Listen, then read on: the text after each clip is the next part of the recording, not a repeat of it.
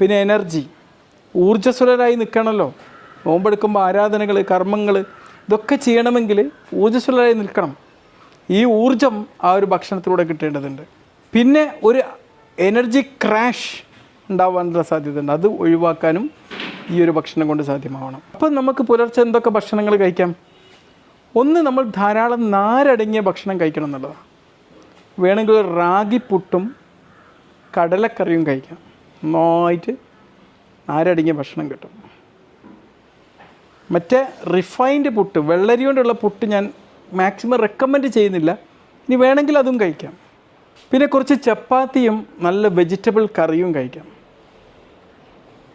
ചീര, മുരിങ്ങ ഇതൊക്കെ കഴിച്ച് കഴിഞ്ഞാൽ ഒരുപാട് നാര് നമുക്ക് കിട്ടും. ഇനി വേണേൽ ഒരു അവക്കാഡോ വേണമെങ്കിൽ കഴിക്കാം, അതിന് പറ്റുന്നവർ. പിന്നെ പഴവർഗ്ഗങ്ങളിൽ പെട്ട ബനാന, എനിക്കിപ്പോഴും ഓർമ്മയുണ്ട് നമ്മൾ കുട്ടിക്കാലത്തൊക്കെ